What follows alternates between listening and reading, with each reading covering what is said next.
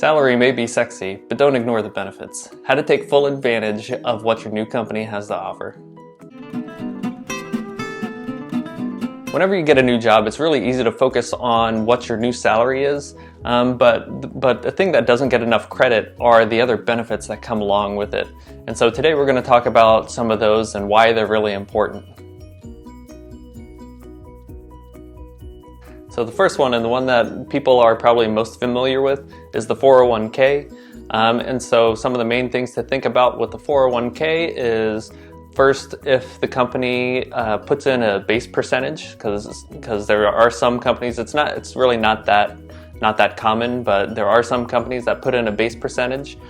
So understanding what percentage that is, and then also what the vesting schedule is with that. Investing is just a fancy way of saying in order for it to actually be considered yours, then you have to stay at the company for a certain amount of time.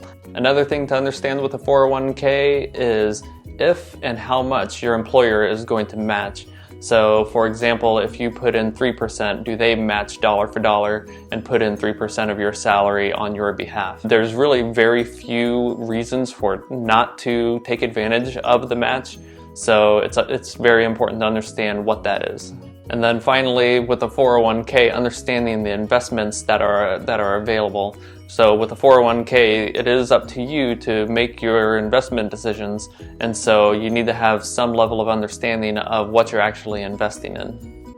So the next big benefit to talk about is around stock, and so that could be in the form of stock compensation. And so the two main forms of stock compensation, one is called restricted stock units, or RSUs, and that, in essence, is stock that is granted to you, but there are restrictions to that, saying that you have to still be at the company for a certain amount of time before it actually is yours to be able to sell. Another form of stock compensation is called stock options, and it's kind of complicated, so we're not going to go into all the nuts and bolts of it, but essentially it is the company granting you the option to buy a stock at a certain price. And so if that stock goes higher than the price that you have the option to buy it at, then it has value. But if it's below, then it's actually not worth anything. And the last benefit around stock that I'm going to talk about is something called an employee stock purchase plan. Again, I'm not going to go into all the details because it can get kind of complicated, but the quick version of it is that you're given the right to buy a stock at a discount, so say at a 10% discount of what it's actually valued at in the market. Next are your group benefits, and so those are going to be your different kinds of insurance, so your medical insurance, your dental, your life insurance. A lot of times there's some level of life insurance that you get, and then a big one is disability insurance.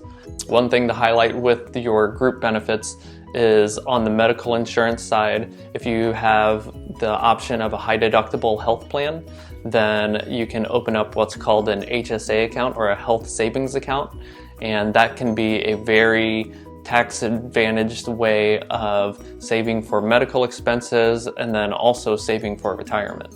And finally, and this is my favorite one, is the potential for charitable matching.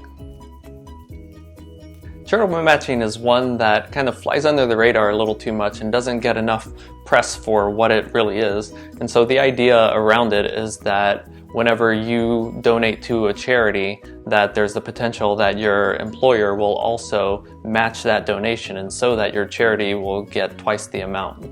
While these benefits don't get nearly as much attention as your salary does, they still are wildly important and could mean the difference between a good job and a great job. So I hope this was helpful, and if you have any more questions, feel free to reach out, and I will talk to you guys later.